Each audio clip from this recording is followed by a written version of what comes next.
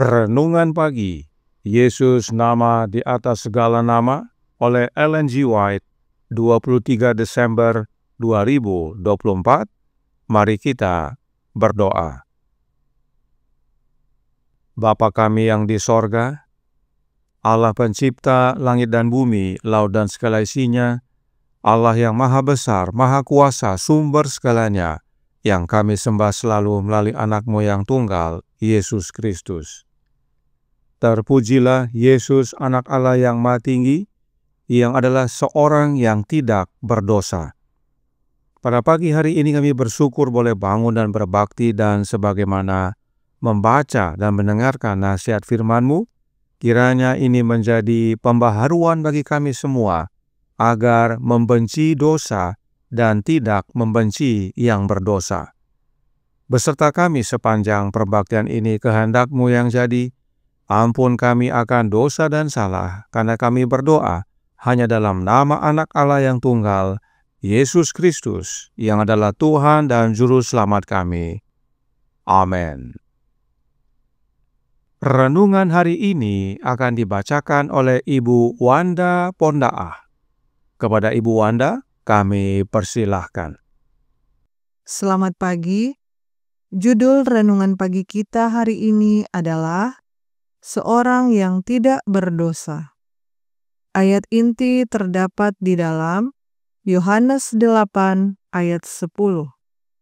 Hai perempuan, di manakah mereka? Tidak adakah seorang yang menghukum engkau? Yesus bangkit berdiri dan sambil melihat perempuan itu berkata, Hai perempuan, di manakah mereka? Tidak adakah seorang yang menghukum engkau? Jawabnya, tidak ada Tuhan. Lalu kata Yesus, Aku pun tidak menghukum engkau. Pergilah dan jangan berbuat dosa lagi mulai dari sekarang. Perempuan itu berdiri di hadapan Yesus, gemetar ketakutan.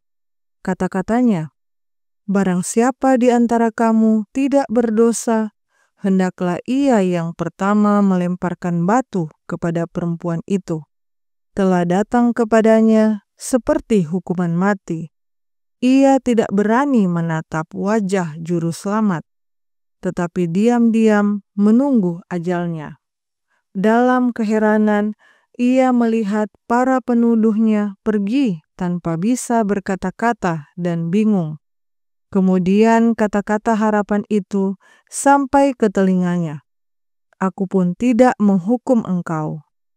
Pergilah dan jangan berbuat dosa lagi mulai dari sekarang. Hatinya luluh dan ia bersujud di kaki Yesus, menangis terseduh-seduh, mengungkapkan kasihnya yang penuh syukur, dan dengan air mata yang pedih mengakui dosa-dosanya.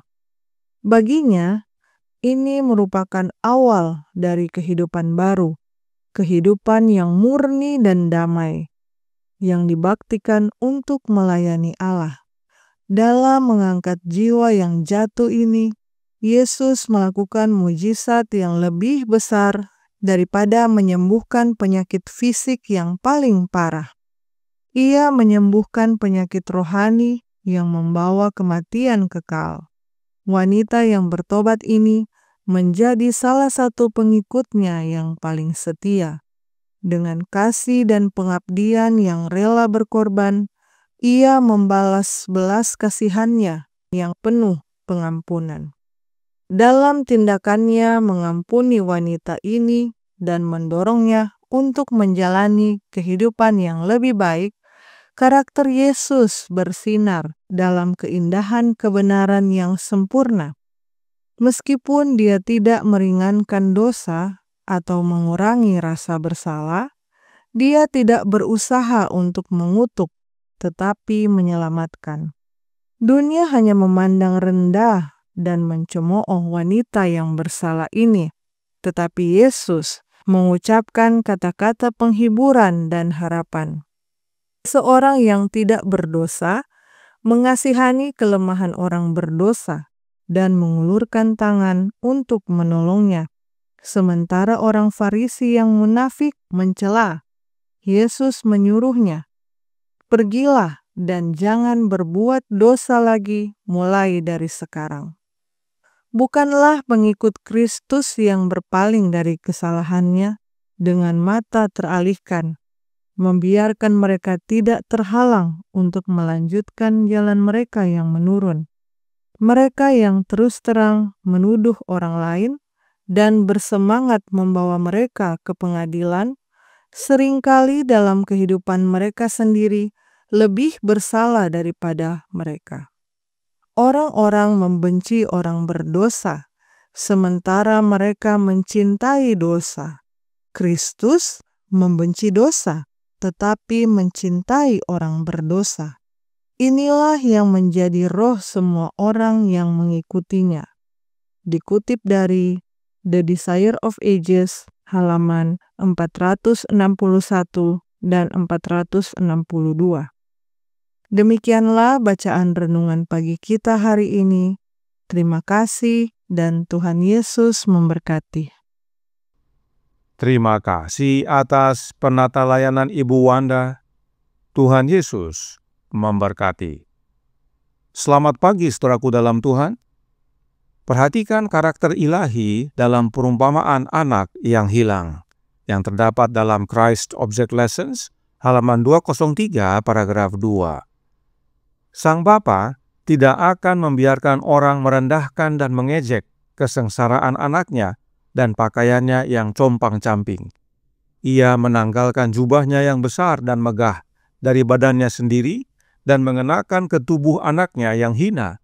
Lalu pemuda itu terisak-isak dalam pertobatan sambil berkata, "Bapa, aku telah berdosa terhadap sorga dan terhadap Bapa. Aku tidak layak lagi disebut anak Bapa." Bapanya merangkulnya ke sisinya dan membawanya pulang. Tidak hanya sang bapa berlari mendapatkan sang anak, memeluk dan menciumnya, tetapi sang bapa tutupi kain kotor sang anak dengan jubahnya. Sebab sang bapa tidak akan membiarkan orang-orang merendahkan dan mengejek anaknya. Kemudian Roh Nubuat melanjutkan dalam buku yang sama, halaman 204 paragraf 3. Dalam perumpamaan ini tidak ada ejekan, tidak ada tuduhan kepada anak yang terhilang mengenai jalan kejahatannya.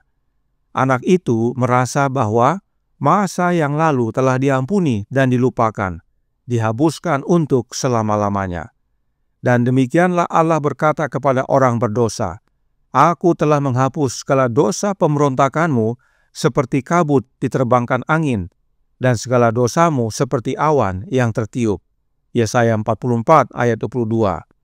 Aku akan mengampuni kesalahan mereka dan tidak lagi mengingat dosa mereka. Inilah karakter ilahi. Orang berdosa yang mau kembali dan bertobat tidak diejek atau direndahkan. Itu sebabnya Yesus, seorang yang tidak berdosa, seorang yang satu dalam karakter dengan Bapanya, tidak menuduh si perempuan. Malahan Yesus berkata dalam Yohanes 8 ayat 7, "Barang siapa di antara kamu tidak berdosa, hendaklah ia yang pertama melemparkan batu kepada perempuan itu." Ada yang berani melemparkan batu? Tidak ada. Satu persatu mereka pergi, mulai dari yang tertua. Sebab mereka melihat apa yang Yesus tulis di tanah.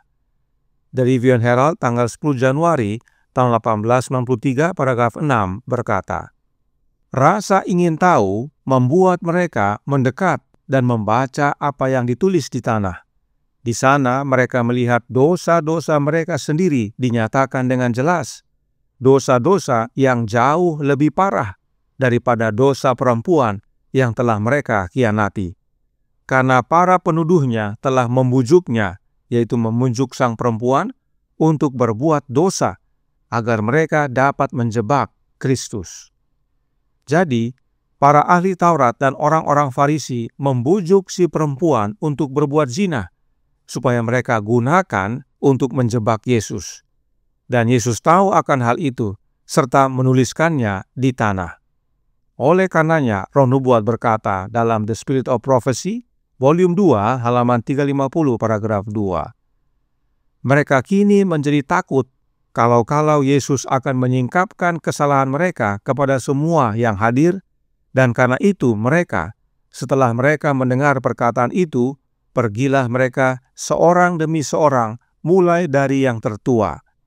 Akhirnya, tinggallah Yesus seorang diri dengan perempuan itu yang tetap di tempatnya. Mereka pergi bukan karena sadar akan dosa-dosa mereka, tetapi karena takut dosa-dosa mereka akan dinyatakan oleh Yesus kepada orang banyak. Sebab dosa-dosa mereka lebih parah daripada dosa si perempuan. Yesus yang tidak berdosa tidak menghukum si perempuan, namun berkata, "Pergi dan jangan berbuat dosa lagi." Kenapa? Sebab memang Yesus datang ke dunia ini bukan untuk membinasakan manusia, tetapi untuk menyelamatkan manusia.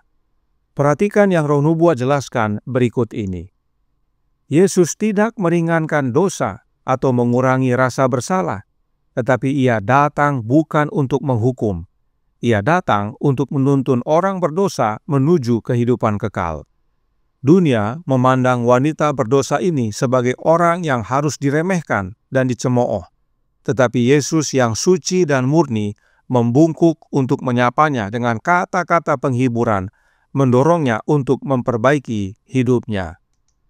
Gantinya mengutuk orang yang bersalah, tugasnya adalah mencapai kedalaman kesengsaraan dan keburukan manusia, mengangkat orang yang hina dan berdosa, dan memerintahkan orang yang bertobat untuk jangan berbuat dosa lagi. The Spirit of Prophecy, volume 2, halaman 351, paragraf 2.